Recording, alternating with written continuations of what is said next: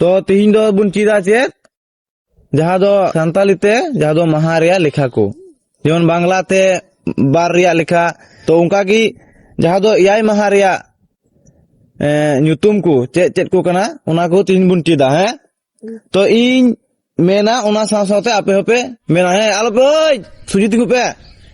और ध्यान ते अंजम पे सिंगी महा ओते महा बाले महा सगुन महा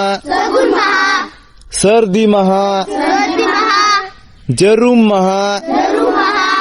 ᱧᱩᱦᱩᱢ महा तबे होनका संताल ते महा रिया ᱧᱩᱛᱩᱢ को चेलका सिंगी महा ओते महा बाले महा सगुन महा सर्दी महा जरूम महा ᱧᱩᱦᱩᱢ हाय जरूम महा ᱧᱩᱦᱩᱢ महा हां तबे तीन दो चेत महा कना सिंगी महा और बांग्ला ते दो रविवार और इंग्लिश ते संडे